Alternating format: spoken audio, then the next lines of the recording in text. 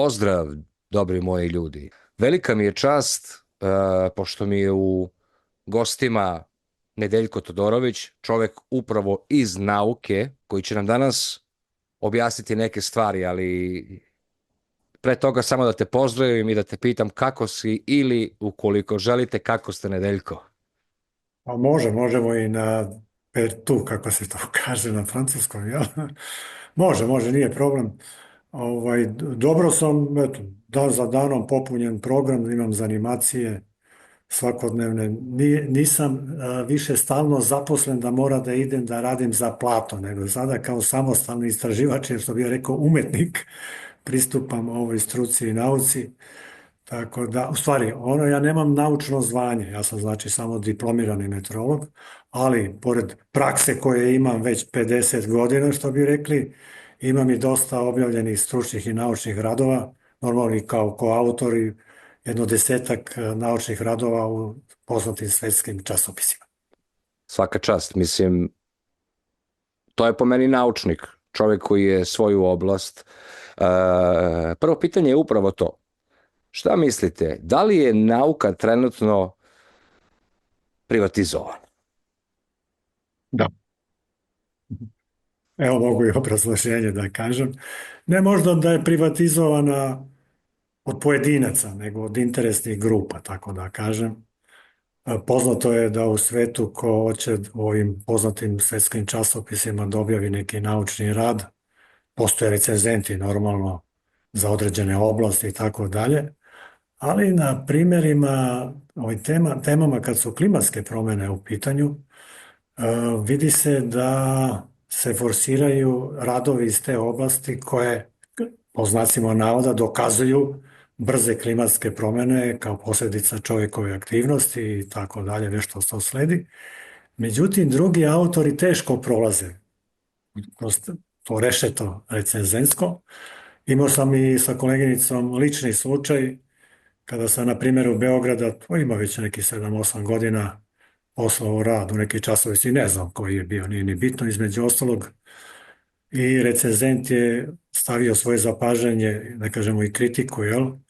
Da u tom radu nismo dokazali da postoje klimatske promjene na osnovu podataka sa meteorološke stanice Beograd.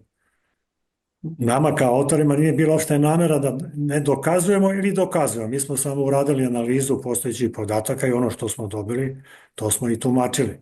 Ali hoću kada kažem da postoji ta pristrasnost ili ja možda ne poznajem dovoljno, ajde da kažemo, tu tačnu pozadinu tim naučnim krugovima, moram da priznam. Nisam se mnogo udubljivao, to nisam to mnogo istraživao, ali osjeća se da postoji neka vrsta, ajde da kažemo, diskriminacije onih koji nisu na liniji, nekoj tematskoj, to je modernoj temi, u ovom slučaju kad su u pitanju brze klimatske promjene.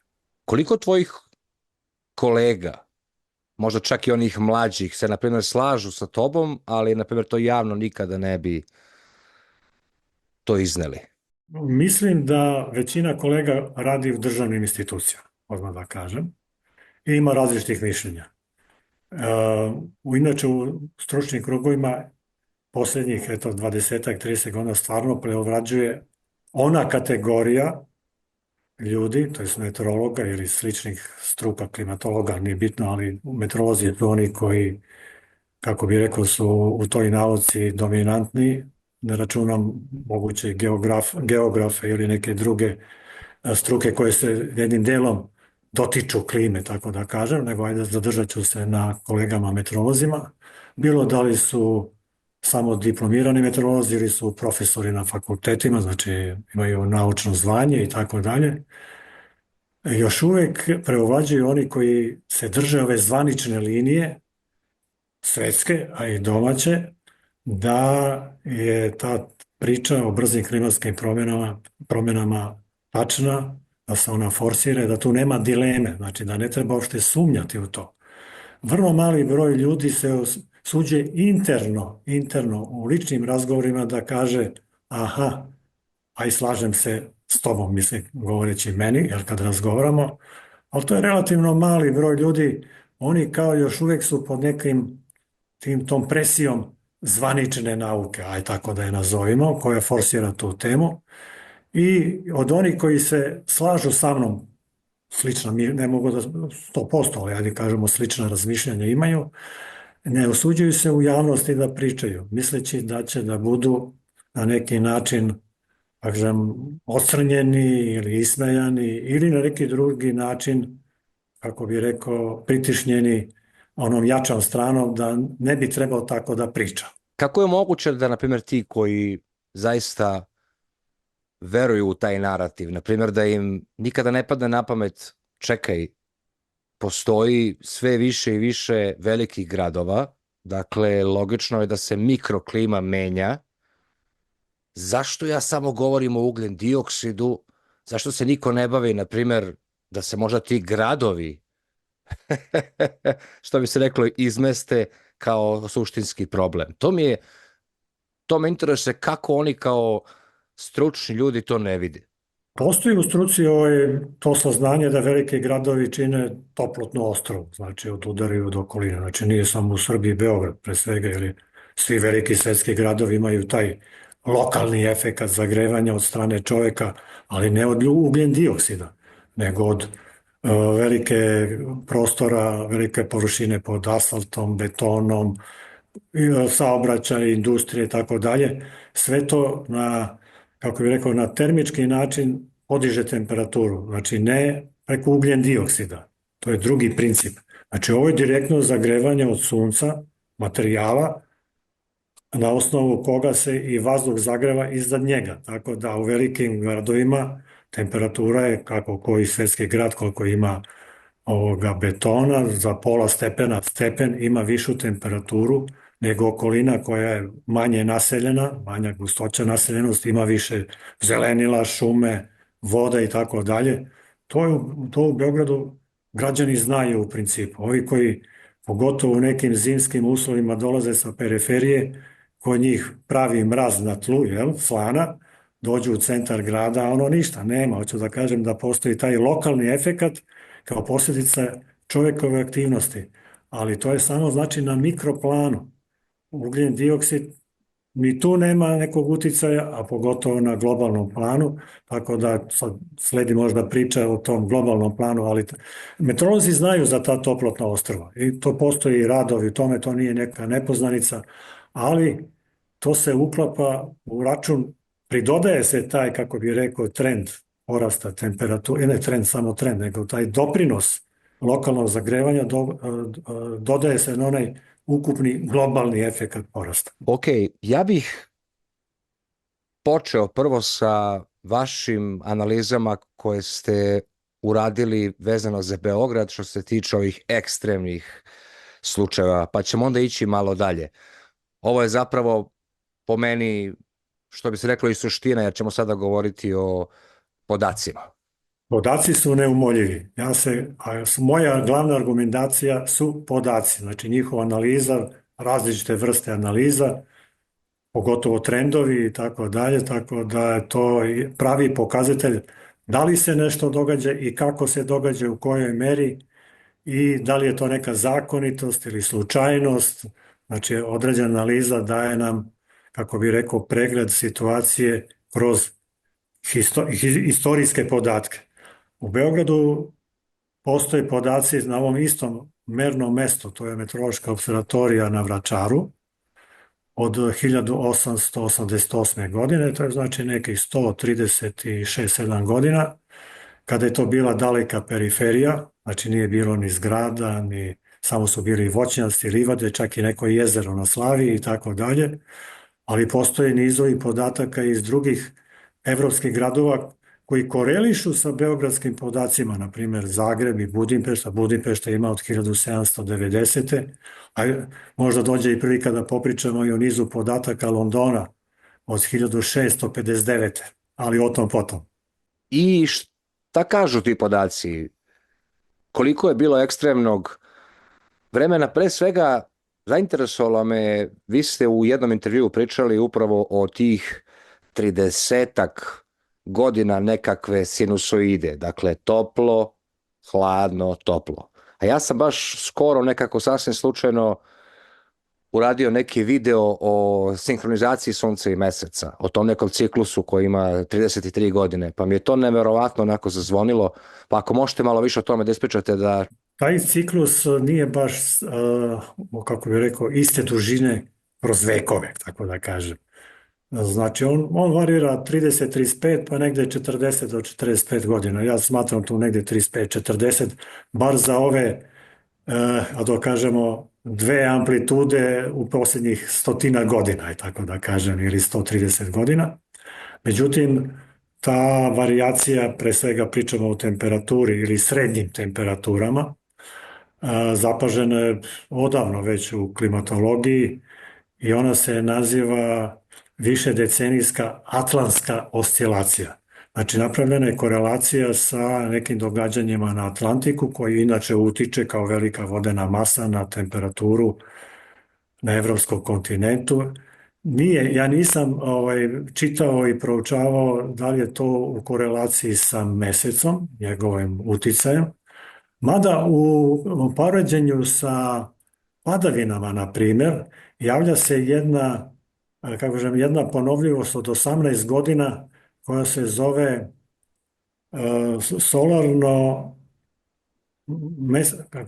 lunarna oscilacija. Solarno-lunarna oscilacija, da otprilike svakih 18 godina postoji jedan pik, tako kada kažem, padavina, znači svake 18. godine. Ali, sa druge strane, ako posmatramo neki drugi podatak, na primjer padavine, visina snega ili tako nešto tog tipa u zimskim mesecima, dominira ona korelacija sa promenljivošću sunčeve aktivnosti u smislu ciklusa 11-godišnjeg ili bolje rečeno 22-godišnjeg ciklusa koji je puni magnetni ciklus Sunca. Znači, magnetni polovi Sunca se menjaju na svakih približno 11 godina, znači posle 22 godine, približno 21 do 23 godine, oni se nađu, ajde da kažemo, na istoj strani Sunca, uslovno rečeno, tako da je ta korelacija vidljivija što se tiče, na primjer, visine snežnog pokrivača, bar za Beograd i ovaj deo Srbije. Sada, neki drugi parametri imaju neku drugu ponovljivost, ali ova temperatura, kod te srednje temperature, takozvana ova višedecenijska atlantska oscilacija od nekih približno 35-40 godina, vezana je pre svega za srednje godišnje temperature, ali u srednjim godišnjim temperaturama uticaj imaju i srednje letnje temperature, a u letnjim temperaturama upravo je očigledna ta višedecenijska atlantska oscilacija.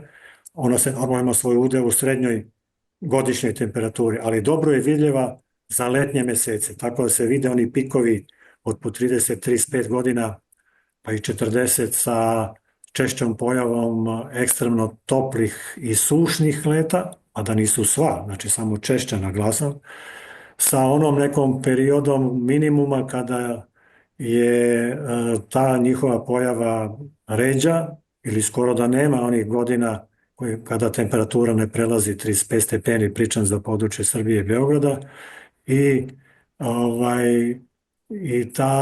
tada su leta su i tada, kako bih rekao, ima i sušnih leta, ali temperatura je glavni pokazatelj. Pa onda posle tog jednog minimuma opet dolazi jedan maksimum, jedna amplituda, ono sinusoida u kojoj se sad nalazimo, to je pri kraju smo te sinusoide koja je počela negde krajem 80. godina, znači upravo ove godine otprilike 35 godina. Po nekoj toj logici, ako bi se nastavio ta prirodna, ne stroga zakonitost ponovljivosti, to znači da bi u narednim decenijama imali blagi pad temperature uzrokovan nešto ređom pojavom ekstremno toplih leta.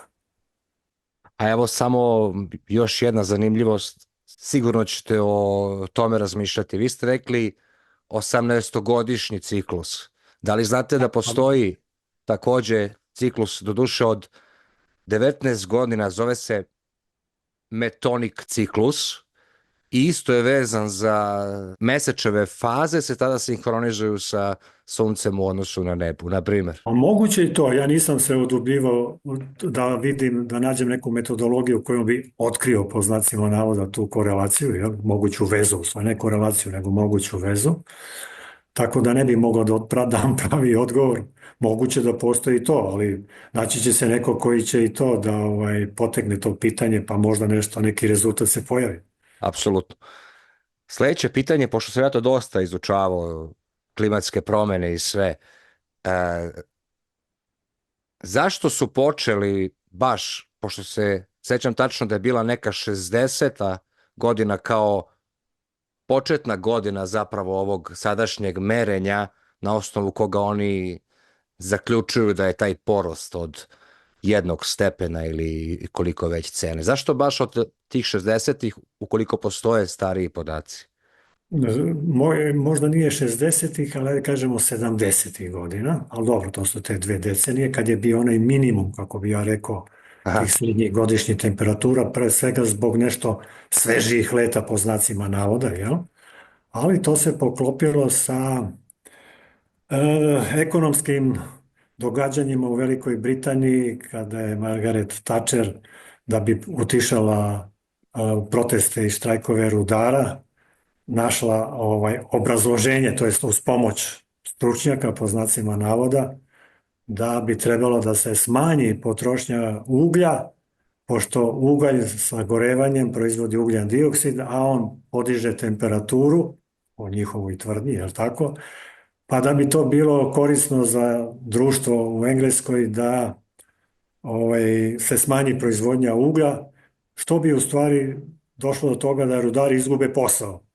A generalno je tu već se nazirala ta energetska politika koja dolazi sa zapada, znači Britanija i Amerika pre svega su tu vodeće, to jest vodeće zemlje u kojima se to propagira, jel, i nameće ostalom svetu, tako da tu je verovatno bila, u pozadini je energija, tako da u ovom slučaju bio neposredni povodi su bili protesti rudara u Engleskoj, pa se našla metodologija ko će da ih utiša.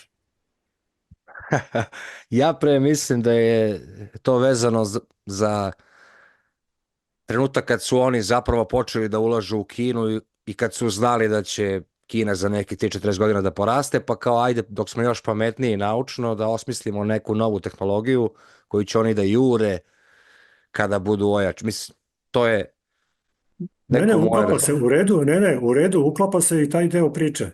Jer je suština priče o brzim klimatskim promjenama. Jel? Klima se menja na relacijama od 1000 godina, što je Milankovićeva teorija potvrdila i to je priznato svuda u svetu. To niko ne osporava, ali sad takozvane brze klimatske promjene su jedan novogeneracijski pojam i u struci novi pojam koji u čijoj pozadini stoji znači energetsko vladanje svetom, aj tako da kažem, grubo rečeno. Znači ja nisam politikolog da bih mogao sve te detalje baš da obrazložim, ali nazire se sva dešavanja, socijalna i ova ratna sada što su aktualna, da se provlače pipci kroz klimu. Znači klima služi za jedan od pokrića, faktora pokrića za to energetsko prestrojavanje, hoću reći da ovi nove tehnologije, to jest bogati da dođu da imaju nove tehnologije, da budu u prednosti u odnosu na druge i da imaju i jeftiniju energiju i da prodaju, kako bi rekao, nove metodologije korišćenja takozvane zelene energije onim siromašnijima, tako da kažem. Znači u pozadini je energija. Jasno, jasno. Sad ono isto veoma važno pitanje, pošto mnogi ljudi o tome razmišljaju, o tome stalno pričaju. Ja sam isto po svojoj prirodi prilično veliki skeptik i uvek gledam sebe da ispitam, rekao da li možda sam ja sad to istripovao ili nisam, ali definitivno se primećuje veći procenat vlage na nebu. Da li ja to sanjam ili ne, čini mi se da mnogo češće vidimo i te tragove aviona, što je u suštini zapravo dokaz da ima više vlage. Šta god je u tim tragovima, oni se ne bi ocrtali bez vlage, to sam teo da kažem. Otkud ta vlaga i da li postoji viši procenat vlage ili ne? U fizici je postoji ona zakon, mislim fizika, meteorologija je deo fizike, je li tako, atmosfera, fizika atmosfere, postoji jedna zakonitost da količina vlage u atmosferi zavisi direktno od temperature, od ničega drugog. To znači viša temperatura, više vlage. Ali, ajde da kažemo da je temperatura posljednjih 100 godina na nekom globalnom nivou porasla za 1 stepen. Ajde, tako da kažem. To znači da ima neki mali procenat, evo ja ne znam tačno, nisam se podsjetio za taj podatak, možda 1-2% više vlage. Na primjer, evo nisam siguran, pravo da vam kažem, nisam uradio račun pa ne znam tačno, a i nisam pročitao da vidim tačno informaciju, mada sam čuo da se priča o tome, ali to je toliki mali porast da on rasprši se u tolikoj atmosferi da praktično nema konkretnog uticaja na stvarna događanja meteorološka u ovom donjem delu atmosfere, to je troposfera gdje se događa 99% ovih meteoroloških fenomena od oblaka, padavina i tako dalje. Tako da u tom smislu taj porast vlage je neprimetan i nije jednako raspoređen u čitave zemaljske kugle. Znači ima regiona gdje je ta vlaga manja, kao na primjer područje Sahare, iznad nje nema te vlage mnogo, da je ima bilo bi nekih padavina ili nekih drugih pojava. Velika je iznad možda okeana ili još je možda veća u nekim drugim regionima sveta kad postoji na primjer monsunski period do nekoliko mjeseci pa tamo je vlaga normalno visoka, ali princip je znači u tropima gdje je veća temperatura, tamo je i veći sadržaj vlage. Idući ka polovima, tamo je niža temperatura i tamo ima manje vlage. Ja sam ne znam tačno u raspodelu regionalnu, to treba da se pogleda malo, ima i tih podataka, ali kad ste spomenuli avionske tragove, uradio sam ja tu jednu analizu, imam čak i objavljen članak u vezi toga, gdje mislim na avione, na tragove aviona ovih putničkih što građani svi vide, tako da kažem, ovih koridorima, i da tu nije bitan utjecaj povećana vlaga, nego sistemi ciklona u kojima se vlaga stvara, to jest povećava, i oni kad se kreću, na primjer, sa Atlantika na evropski kontinent, donose vlagu i automatski se povećava vlaga u atmosferi, ali prvo se povećava na velikim visinama 8, 9, 10 hiljada, 11 hiljada metara gdje su aviokoridori. I onda se pred promjenu vremena, na primjer, dođe promjena, očekuje se promjena za 3-4 dana, 2-3 dana ranije se na visoko gore na nebu gdje su koridori, na međunarodni koridori na 10-11 hiljada metara, počinju da pojavljuju ti tragovi, avionski tragovi. Oni, znači, uslovljeni su sagorevanjem goriva i tako dalje, ali povoljni su uslovi za njihovo zadržavanje. Kada prođe taj ciklon i poraste pritisak, znači onda je po svim visinama suprotna strana, anticiklon, visok pritisak, tih tragova nema. Nema uopšte, znači samo u određenim segmentima atmosfere, u ovom slučaju ciklonima, se pojavljuju ti tragovi. Znači oni su vezani ne samo za vlagu, nego generalno za termodinamičke uslove, znači i promjenu temperature i dinamika kretanja tih sistema, normalno i posljedica toga je povećana vlaga. Znači cikloni su oblast niskog pritiska, to su ovih naših u umerenim širinama, to se zovu vantropski cikloni, znači oni imaju dimenzije otprilike 1000 do 1500 km, znači ne može da bude istovremeno u zapadnoj Evropi i kod nas. Kad je u zapadnoj Evropi, tamo pada kiša, pljušti i hladno, a kod nas je toplo. Ili obrnuto, kad dođe ciklon kod nas, tamo se razvedri. Hoću samo simbolično prikazujem red veličine, prostorne veličine. Ali kada se ti cikloni približavaju u našem području, onda vlaga prvo raste po visini. Takva je raspodjela te cirkulacije. Kad nam se kako se više približavaju, povećava se vlaga i u srednjem sloju i najnižem sloju i srazmjerno tome se povećavaju, to jest jačaju oblaci.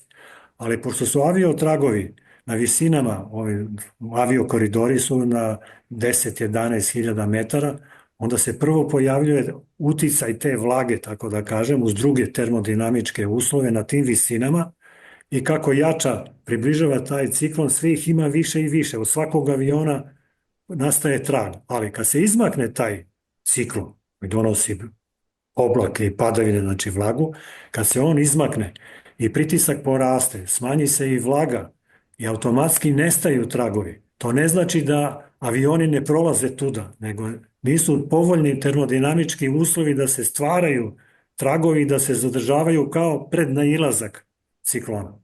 To je istina, mislim, ja od kad živim na selu, 4. godina mi je već, tačno sam ispratio, dakle, kad god se pojave tragovi, stiže neka promjena vremena. To je apsolutno tačno. Naprimjer, leti još te nema tragova, evo, ceo juli, avgust. Da, Tako da je, da.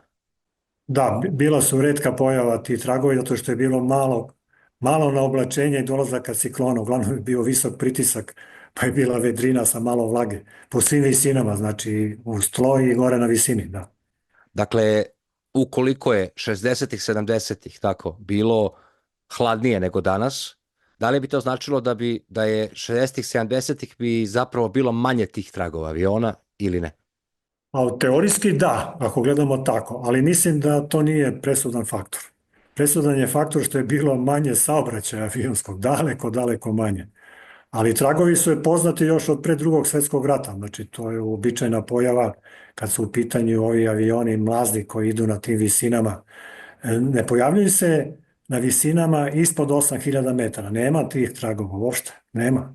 Znači postoje oni tragovi od poljoprivredne avijacije ili neke druge, pa ne kažem službe koja zaprašuje poljoprivredne površine ili komarce kad zaprašuju i tako dalje. Ali od ovih mlaznih aviona koji idu na visinama iznad 8000 ili tačnije koridorima oko 10-11 hiljada metara, tragovi ostaju samo kad su termodinamički uslovi ispod, a termodinamički uslovi ispod 8000 metara nisu povoljni za to. Tako da kad se avion spušta, evo gledajte sad, on dolazi, imate prelete aviona iznad Beograda, vidi se taj trag, neosporno se vidi, ali avioni koji su u silaznoj putanji i dolaze, sleću na aerodrom, oni su na nekim visinama, šta ja znam, počev od 6, 5, 4, 3, 2, 1, nema tragova. Znači kako jedan avion se spusti iz tog režima povoljnih termodinamičkih uslova, on više ne ostavlja trag. To ne znači da ne izlaze iz njega produkti sagorevanja. Izlaze, ali nisu povoljni termodinamički uslovi da se zadrži taj beli trag kao kondenzat, kao sublimirana vodena para u vidu kristala. To je vidljiva je. Znači vodena para se ne vidi, nego samo vide kristali koji čine taj oblak ili traga vidljivi. Jasno, jasno. Mislim, ja sam vas to pitao zato što ljudi simptomatično kažu, mislim, ok, nije tad bilo mnogo aviona, ali svi ti koje su oni viđali, oni se sećaju da je taj oblak brzo nestajao, dakle kao da zapravo i nema mnogo vlage. Pa sam vas zato pitao da li je možda, ukoliko je ta sinusoida donja, hladnija sinusoida, da li bi ona to proizvela da se jednostavno gore nalazi ili da su ti cikloni slabiji, manje vlažni ili tako dalje. Ali mislim da nije presudan Dakle, utjecaj. nije. Da, imate i sada gubljenje tragova. Znači, postoji sada tragovi aviona koji su kratke, male dužine, vrlo brzo se gube. To znači da nisu povoljni termodinamički uslovi za njihovo zadržavanje. Ali kad se zadržava trag duž čitavog neba, tako da kažem, i od svih aviona, ili gledajte ovako, avioni lete na različitim visinama. Jedan ostavlja trag, a drugi ne ostavlja. Znači, ako je razlika po nekoliko stotina metara u tom koridoru, postoji razlika, znači nije uniformno. Tako da jedan trag na nekoj visini će brže da se gubi, a onaj na nekoj većoj visini će da ostane. Znači, nije tako baš jednoznačno određen. Jasno, jasno. Ajmo sada da se vratimo na London i više od 360 godina Tako, da. istraživanja. Da, to je najduži niz instrumentalnih podataka o temperaturi. Pošto je aktualna tema posljednjih decenija o brze klimatske promjene i onda na osnovu podataka Londona vidi se Englezi neki, da kažem, istraživači, nisu svi. Ima tamo u Engleskoj su izvor oni koji forsiraju klimatske promjene iz nekih univerziteta, Anglija i tako dalje, sad da ih ne ocrnjujem, ali tako je. Ali ima ljudi koji su lepo uzeli to i napravili trend. Ne vidi se za tih 350-60 godina, ne vidi se nikakva značajna statistička promjena. Bilo je pada temperature, bilo je porasta temperature, ali krajnji rezultat tih 350 godina trend je beznačajan. Ali kada su uzimali, ili svako ko želi, bilo može i za Beograd uzme, bilo koje mesto, uzme neki kraći niz, na primjer od 30 godina, dobit će trend porasta za nekih 5-6 stepeni na 100 godina.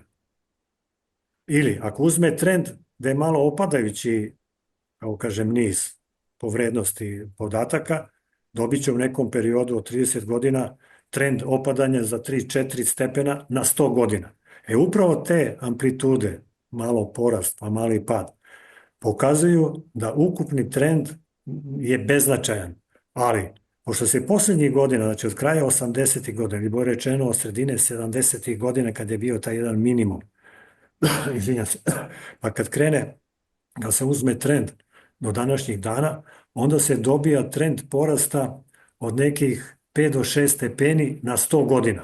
Ali, analiza tih podataka, baš na dugačkom nizu Londona, pokazuje da u jedan period od 30 godina bio je porast za, ajde da kažemo, 5 stepeni na 100 godina, posle njega odmah je sledio pad za neka 4 stepena na 100 godina. I tako ide stalno ta sinusoida, tako da u sadašnjem trenutku, ako uzmemo posljednjih 30, 40, 50 godina, taj porast temperature na 100-godišnjem nivou je značajan, ali to upravo znači da će da sledi pad temperature, to koji neće isto da znači promenu klime, samo što će biti primetan taj pad temperature predstavljen na trendu od 100 godina. Ja sam se oduvek pitao kako je moguće da, na primjer, neko koji je, ne znam, doktorirao neku oblast, uopšte može da stane iza te sintagme klimatske promene. Pošto svi znamo da klima zahteva mnogo hiljada godina da bi ti uopšte znao da li se klima promenila i da on sad stane iza toga, kaže, klima se menja zbog tih 50 godina merenja. To je fantastično. Jeste, ima, mislim, kažem, i za sada preovlađuje to mišljenje, u našim krugovima i ovih, ne kažemo, visoko obrazovnih kadrova, ne kažemo sa naučnim zvanjem, pre svega zato što se oni oslanjaju na klimatske modele. Oni misle da kad su ubacili taj model, to je prosto model atmosfere koji se odnosi na duži rok, kao što postoji modeli iz ove kratkoročne prognoze i tako dalje, postoji modeli klime, jel? Pa kad su ubacili te neke parametre koji su bitni za sagledavanje budućeg stanja klime, ubacili su i faktor ugljen dioksid. Ali njega su precenili. Taj faktor su precenili. Čak i pre 2 godine jedan vrhunski, to je jedan od glavnih čovjeka u NASA-i, koji je u okviru tog međunarodnog panela za klimatske promjene aktivan i drži do toga, priznao je da je forsiranje ugljen dioksida u klimatskim modelima preterano. Znači, već se osjeća malo popuštanje te priče, pogotovo što temperatura baš ne ide po tom ritmu tako brzog daljeg porasta, već posljednjih, hajde da kažemo, možda 10 godina vidi se neki blag trend ne samo usporavanja, nego i trend bez promjene. Niti dalje raste, niti počela da pada. Hajde da kažemo da je tu negde u nepromenjenom stanju. Ali zavisi od regiona do regiona, nije to uniformno. Tako da, ljudi koji se oslanjaju na klimatske modele, oni veruju tim modelima. A ti modeli su posebna priča. Ja nisam stručnjak za te modele, ne bi smeo to da sad komentarišem, ali ono što pročitam, ima mnogo kritike na punjenje tih modela, ubacivanje tih podataka i njihovo tumačenje. Tako da zavisi koliko se kog faktora ubaci, snaga njegova, takav će rezultat da se dobije. Tako da jedan od mojih kolega koji je malo se bavio time, kaže da to može u principu da se podesi. Ja nisam stručnjak za modeliranje, ne bi smeo da tvrdim baš tako, ali istorijski podaci, a i ovi živi podaci u novije vreme pokazuju da to nije neka suštinska promjena. Koju modeli pokazuju. Jasno, jasno, ali modeli današnji mogu čak da predvide, ne znam, i hiljade novih dimenzija, multiverzume, znači matematika može apsolutno sve da dokaže.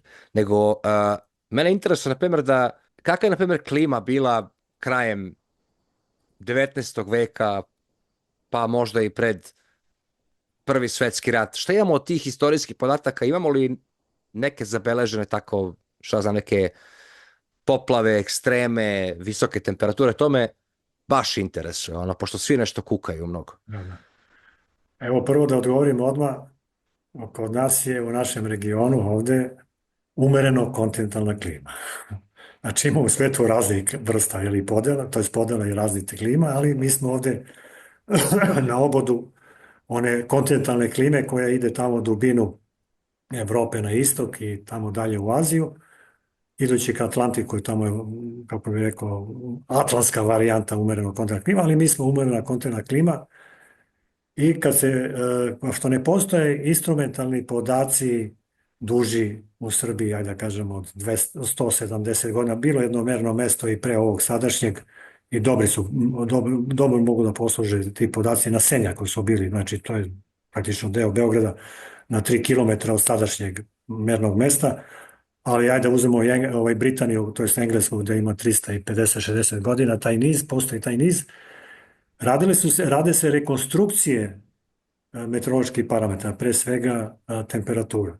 Na osnovu onih, hajde da kažemo koliko toliko pouzdanih metoda, počev od onoga godovo drveća, pa onda sadržaja određenih, kako bi rekao, hemijskih elemenata, njihovih iona i, kako se zove to, izotopa određenih hemijskih elementa koji su deponovani bilo u drveću dugoživećem, bilo u zemljištu, bilo u morskim sedimentima, bilo u ledu na Antarktiku ili nekim lednicima i te rekonstrukcije kad se rade, onda se vidjelo da neki suštinskih promjena posljednjih 10.000 godina, posle završetka posljednjeg ledenog doba, znači posljedno pre 10-12 hiljada godina, suštinske promjene klime nije bilo ovdje u našem regionu, a i u čitavom svijetu u principu, jel? S nekim malim regionalnim razlikama. Ali gledajući neke posredne dokaze, te rekonstrukcije pokazuju da je, na primjer, u antičko doba Grka i Rimljana, bila slična, ajde da kažemo klima. Klima je ostala ista, nego mislio sam temperaturni režim je bio sličan današnjem, pošto je sad povika na toplu varijantu. Znači u antičko doba je možda sa tom rekonstrukcijom bilo za nijansu toplije, ajde da kažem za stepen, ali za neku decimalu, ali u međuvremenu postao je jedan takozvani optimalni optimum, znači tamo negde oko 900.000 godine jedan pik toplote po znacima navoda, kada su ostala zabeležena putovanja vikinga iz Skandinavije, Danske na Grenland i dalje na Severnu Ameriku, znači Kolumbo nije otkrio Ameriku, vikinzi su davno tamo bili. Tamo je onda u to doba, znači negde oko 1000. godine, na priobalju Grenlanda bilo leti dovoljno toplo da se čak i uzgaju neke poljoprivredne kulture. Ali to je bio jedan period možda 100-200 godina, nije bitno, ali se posle u toku srednjeg veka javljalo nekoliko takozvanih mini ledenih doba. Tako da u tim mini ledenim dobima ta srednja temperatura kad se svede na neki godišnje nivoje, koje su obično trajale negde 30, 40, 50 godina, otprilike 70 godina takozvano mini ledeno doba, a između toga je bilo kao malo toplije. Kad uzmemo te amplitude u onim takozvanim toplijim periodima i one amplituda tog takozvanih malih ledenih doba. Nije to bilo sve vreme hladno, nego je samo bila češća pojava hladnih zima ili hladnih leta, tako da kažemo. Yes. Amplituda iznosi plus minus stepen i po, najviše 2, najviše, kažemo stepen i po, najviše 2, zavisi od regiona. Severni regioni oko severnog povratnika su malo osjetljiviji. Tamo možda bude i razlika od plus minus 2 stepena, na primjer. Ali ovdje u našem regionu to je stepen i po. To znači u nekom mini ledenom dobu, takozvanom Daltonovom ledenom dobu ili nekom drugom, tamo u 16. ili u 18. veku, bila je malo niža temperatura za neki pola stepena, neku decimalu u odnosu na današnju temperaturu. I tada su zabeležene neke pojave, na primjer, bilo je primjereno, to je dogodilo se da je se Temza u Londonu zaledila. To je bila jedna jaka zima. Je tako? To bi isto bilo kao kod nas Sava i Dunav zalede. Nije svake godine, nego događa se jednom 10-15 godina i tako dalje. Pa bilo je toplih leta, evo kod nas su sjajni podaci, to je ona više decenijska atlantska oscilacija, gde se kaže da je u prvoj polovini 20. veka, to su tamo 20. 30. 40. godine, bila slična pojava toplih leta kao i sad posljednjih 30 godina. A pre toga, znači tamo kraj 19. veka, 1970. do 1900. godine, je bio neki opet mala minimum te krive temperature i tada je bilo nešto češća pojava jakih zima ovdje kod nas sa veoma niskim temperaturama. I tada su se normalno zaleđivali Sava i Dunav, možda nešto manje nego, to je češće nego sada, ali to su te periodičnosti od, kao što sam rekao, nekih 30, 35, 40, možda i 50 godina, nisu sve istog trajanja, ali zanimljivo je da su zabeležene i hladne zime i 40. godina, znači u tom takozvanom toplom periodu, u prvoj polovini. Sava i Dunav su bili zaleđeni 41. i 42. godine, to postoje živi, svedoci to govore. Pa onda, i onda kad sam ja uzeo malo te hladne zime za analizu i pogledao, one su obično, ne traju čitavu zimu 3 mjeseca, nego samo je jednom u posljednjih 120 godina bila zima sva 3 mjeseca ovdje u našem regionu. Obično je to 2 topla mjeseca i 1 hladan, ili jedan topli, polovično topli, pa drugi malo topli, malo hladni. I kad se pogleda visina snega koji koreliše, tako da kažem, sa hladnoćom, onda se vidi da se takva zima javlja jednom u 22 godine. Pa kad uzmemo te karakteristične godine, tačno se uklapaju, ja imam to i zapisano lepo ovako ovdje kako to piše. Evo, na primjer, po visini snega 22. pa 42. pa 62. 84. 2005. Razumete, svake 20. 21. 22. godine se javlja, ajde da kažemo, bar 1 mjesec sa hladnoćom, kao što je bio onaj hladan februar 2012. godine kada su se zaledili Sava i Dunav. Zime između toga nisu tako jake. Poneka malo iskoči sa nešto malo snega, poneki put se čak i Sava i Dunav zalede, ali ovo je karakteristična ponovljivost.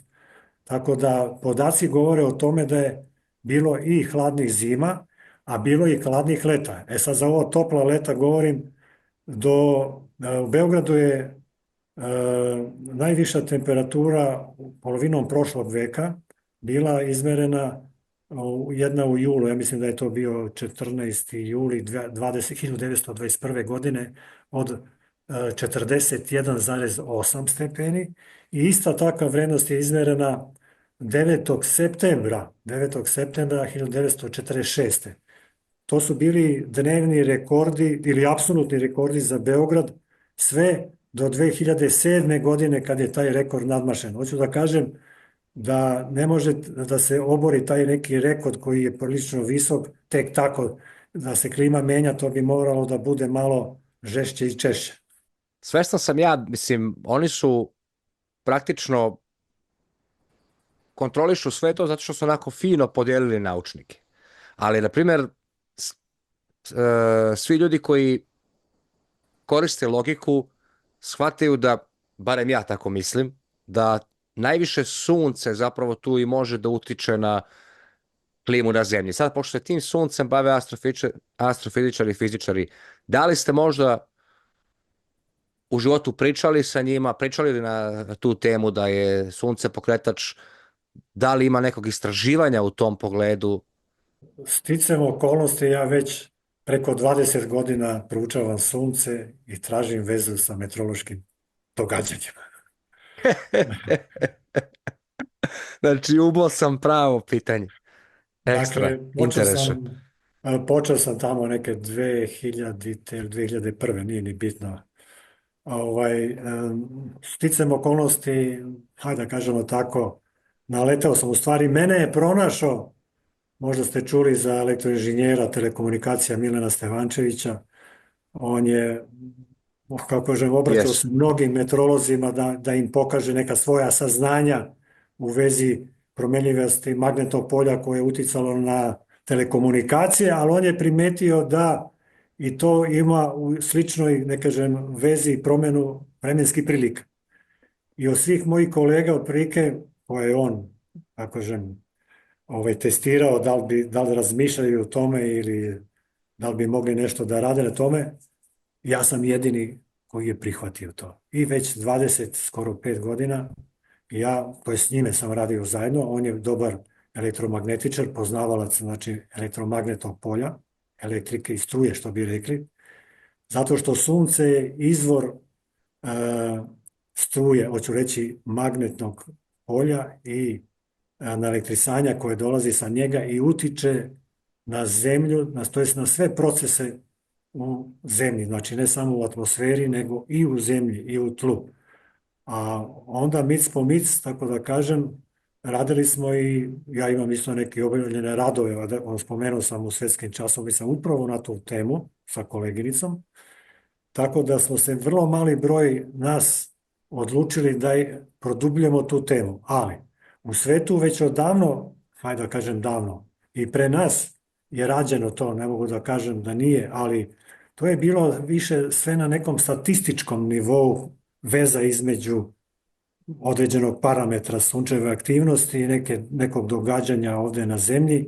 Još uvijek ta istraživanja se fenomenalno ubrzavaju. Ima sve više i više naučnika u svetu koje to istražuju i pokušavaju da nađu, da daju ono praktično objašnjenje samog procesa kako sunce svojim zračenjem, ne samo ove nevidljive energije, to jest elektromagnetne, nego i one materijalne energije u vidu elektrisanja, konkretno utiče na događanja u zemlji i atmosfere, plus kosmičko zračenje koje dolazi izvan sunčevog sistema, pošto je pronađena veza i da postoji više oblaka, to jest postoji povećanje oblačnosti ili trend povećanja oblačnosti niskih oblaka kada je povećano kosmičko zračenje.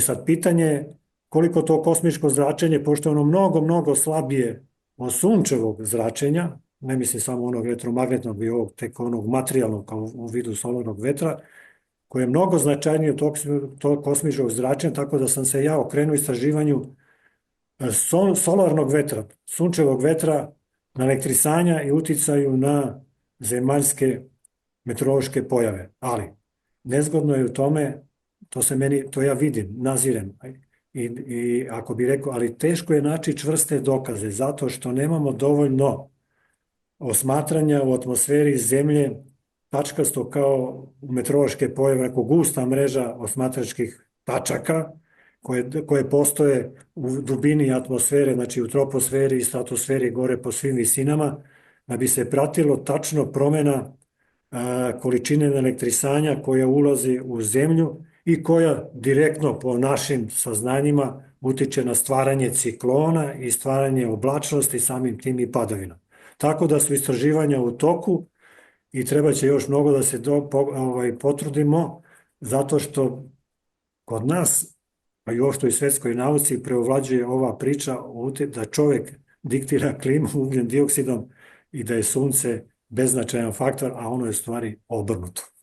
A beznačajan faktor, to možda bi se složila jedna grana nauke, druga ne bi, ona astrofizika, ona gde su najpametniji Einsteini, oni kažu sunce je 99,9% svega, sve ostalo mizerno, tako da oni ne bi trebalo da se slože, ali vidim ovi koji njih danas predstavljaju tim mainstream medijima, oni se slažu, naravno, bez ikakvog. Meni je to isto jako fascinantno, na primjer, ja ne znam da li je to sudbinski ili nije, ali na primjer ja se sećam momenta kada sam kao klinac, a to je moglo biti 87. 8. gleda u sunce i jasno sam upamtio, apsolutno, pošto sam više puta to ponavljao, da su bile vidljive dve ozbiljne sunčeve pege tih godina, koje danas ne vidim. Na primjer, toga se ja sećam. A pa flege, takozvane pege su promjenjiva kategorija na suncu. One nisu večite. Znači na suncu postoje turbulencija, ključenje onog materijala, sunčevog materijala od vodonika, herijuma pa nadalje, jel tako? Tamo se događaju nuklearne eksplozije i te nuklearne eksplozije proizvode erupcije na površini sunca uz prateće magnetno polje. Znači, te erupcije čini prvo plazma u tom, pod visokom temperaturom, to su neelektrisane čestice, ali u vidu plazme. Znači, toliko je visoka temperatura da su u tom stanju plazme, ali čim se malo odvoje i krenu malo dalje od površine sunca, onda se jasno vide kao obične elektrisane čestice svih hemijskih elemenata koji su produkt nuklearnih reakcija u suncu, koje se kreću duž linija magnetnih polja koje spajaju sunce i zemlju, ne samo sunce i zemlju, nego i sve planete u sunčevom sistemu. Znači, duž tih magnetnih linija kreće se, koje su isto posljedica tih erupcija ili eksplozija, možda bude i eksplozija bez erupcije. Tako da, a te regioni gdje se to događa, to sad u novije vreme se zovu aktivni regioni. Znači nisu više pege, to je još od starih Kineza ostao taj naziv kad su počeli pred 100, 200, 300 godina malo u srednjem veku da se prate više te pege. Sada sa modernom kosmičkom tehnologijom i ovom kompjuterskom tehnologijom to se vidi da su pravi vulkani. Veličine od 5, 6 do 20, 30 zemalja planete Zemlje da stanu u te vulkane, koliko je to površine i kad grune ta velika masa, ona ima usmjerenje normalno od sunca, ali na elektrisanje se kreće duž linija magnetnih polja koje sunce ima, kao što i Zemlja ima svoje magnetno polje, i onda duž tih linija one stižu i do magnetosfere na Zemlji i pronalaze put preko polarne levka, tako da kažem to, na elektrisanje, onda se ono širi u niže slojeve i tako dalje i tako dalje.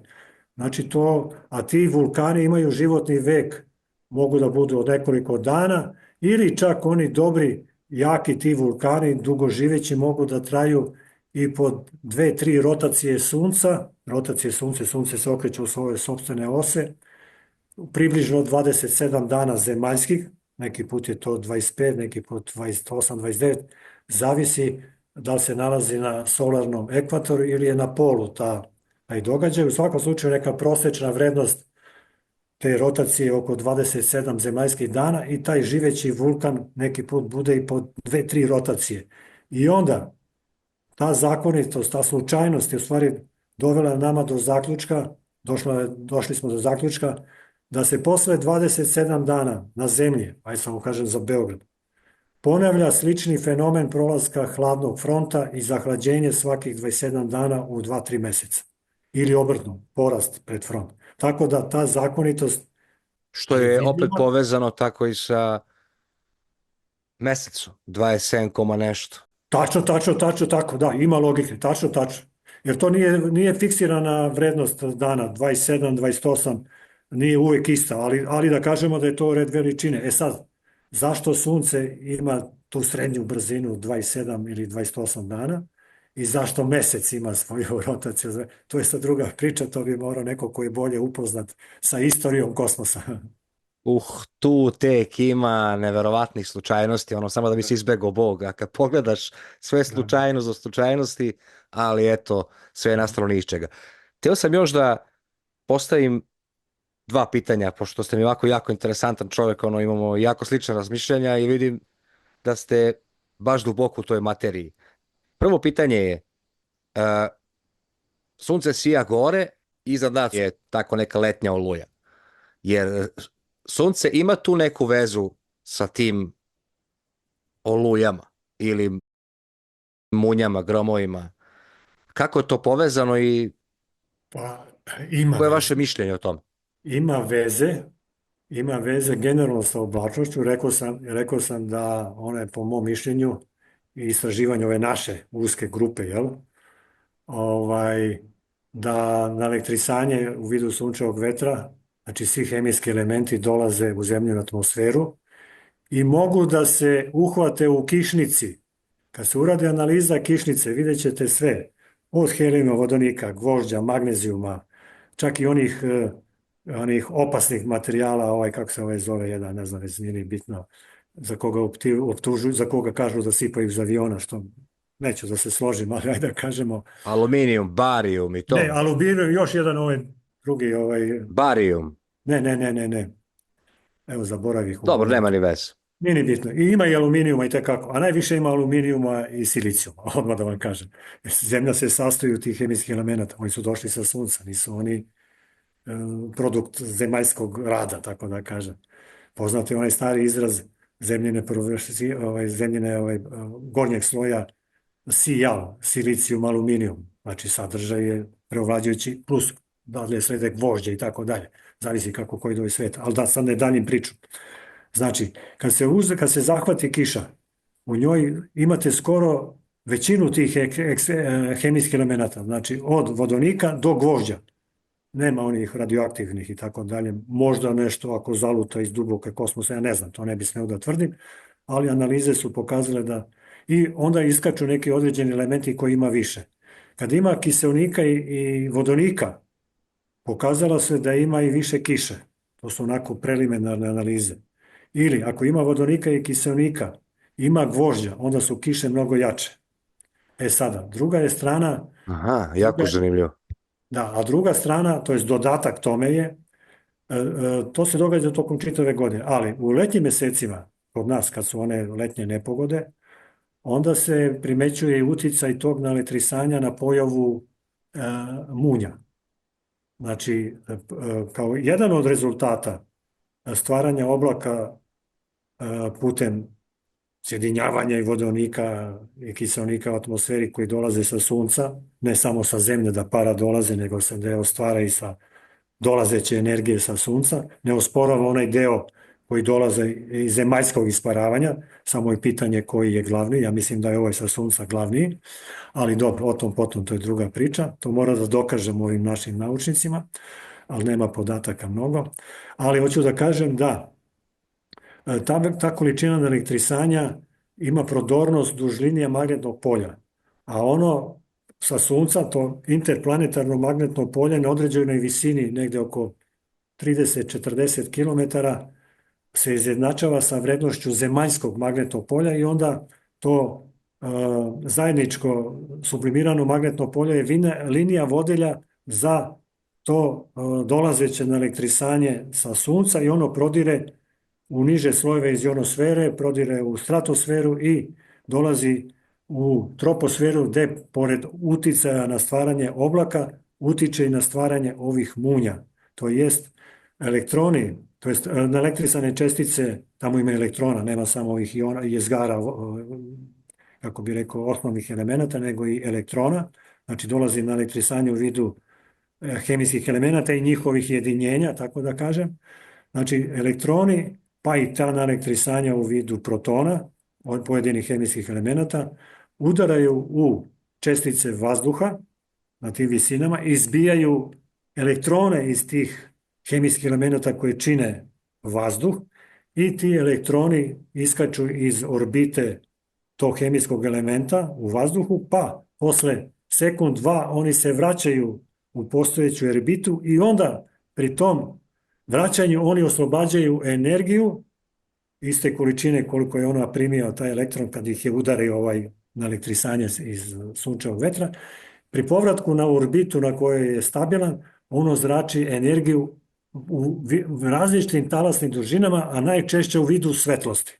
Tako da se onda pojavljuje svetlost ne samo, to jest munja, ne samo da se pojavljuje u silaznoj putanji ajde da kažem, od vrha oblaka ka zemlji, nego od vrha oblaka nazad u troposferu i stratosferu i ionosferu. Tako da postoje te munje koje su istane kratko živeće, možda neka, ima više tih tipova, ima od trajanja od milisekunde, mikrosekunde ili delića sekunde, tako nisu vidljive sve prostim okom, nego s kamerama dobrim. A ova klasična munja je također, kao što sam rekao, posljedica tog prodora na elektrisanja, a isto duž tog kanala linije magnetnog polja, te čestice isto udaraju ili izbacuju elektrone iz hemijskih elemenata koje čine vazduh i po istom principu oni sevaju, da ne kažem, oslobađaju svetlost, to je određenu energiju kad se vraćaju u neku svoju orbitu oko protona. Tako da sve zavisi od magnetizma i od struje, to ću reći od elektromagnetizma, koje prožima čitavu zemaljsku kuglu i naša tela. Znači, svi živi stvorovi zavise od toga. Znači, naša ćelija, elementarna ćelija, bilo kod tkiva, ima opnu na kojoj postoji potencijalna razlika u struji, tako kažem, naponu spoljne i unutrašnje sadržaja, jer taj napon omogućuje da se hranjive materije prebace u ćeliju iz vanćelijskog prostora. Hoću reći, naš organizam, ljudska vrsta, pa i druge vrste su vekovima, to je milijardama godina, neću da spominjem sad dalju istoriju, prilagođene na život u električnom i magnetnom polju. To sam htio da kažem. Smatra se da je rudnik planina zapravo ta neka, kako zovu, ruža vetrova. I, na primjer, šta sam jako zanimljivu stvar primetio, da taj standardni vetar, mislim, koji nije zapravo vetar, nego neko strujanje vazduha. Dakle, ukoliko čovjek ustane u 5 ujutro, dok još nije izašlo sunce, nema nikakvog vetra. Kako počinje sunce se pojavljuje, tako kreće taj strujni vetar da puše. Zapažanje je dobro. Zapažanje je dobro. Evo, zapažanje je dobro.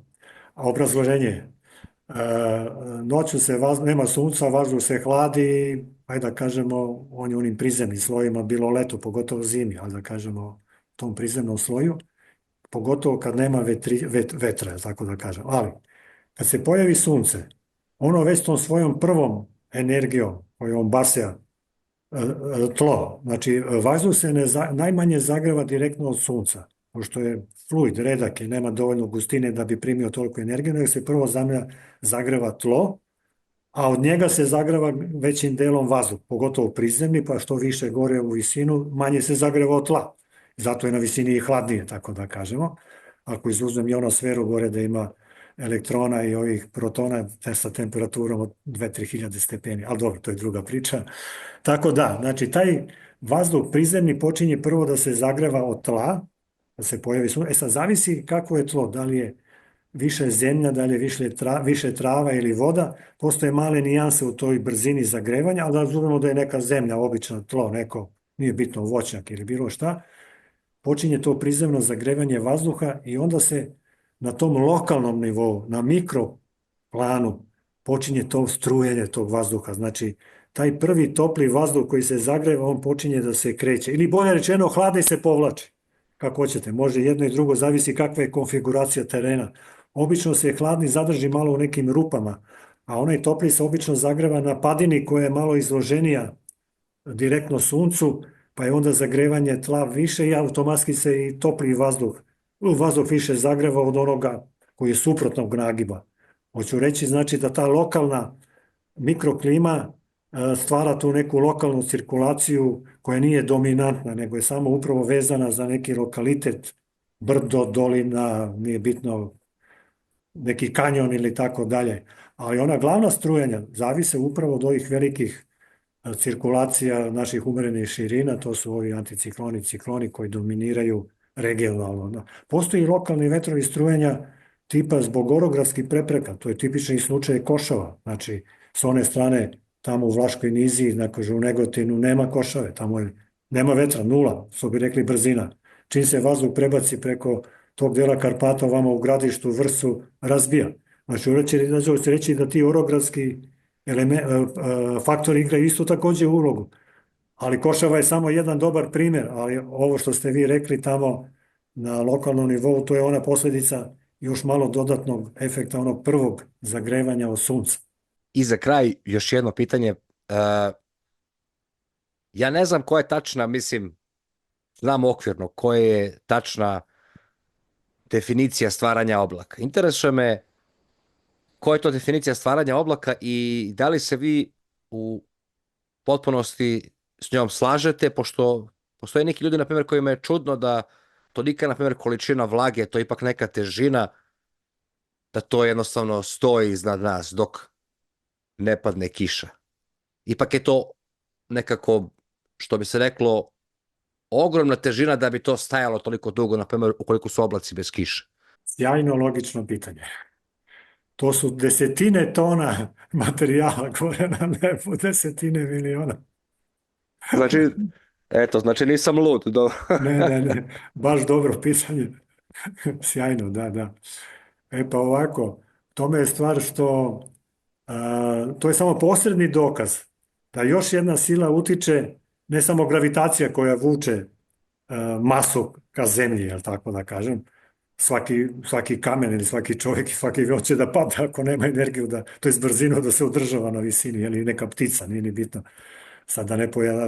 Znači, zašto oblak odmah ne padne? Pa drži ga neka druga sila, a ta druga sila je električno polje. To je samo posredni znak da u oblaku postoji elektrisanje, da postoje vodena, da kažem, polarizovani molekul vodene pare, bude rečeno tako, pre nego što postane neutralan sa nekim drugim jezgrom nekog drugog hemijskog elementa pa napravi kapljicu vode, pa i ona možda bude naelektrisana, ali ona je već toliko teška da počinje da pada polako, ali znači uz oblaka ne počinje, to jest oblak, po znacima navoda, ne pada sve dok se ne stvore dovoljno krupne kapljice da zbog sile gravitacije koje savlada električno polje koje ga vuče, taj materijal iz oblaka vuče naviše, a onda te krupnije kapi zbog gravitacije počinju da padaju. Ali onaj deo, dok se ne naprave dovoljno teške te kapljice ili pahulje snega, nije bitno, su nadvladane električnim poljem, baš zbog toga što u oblacima postoji to naelektrisanje,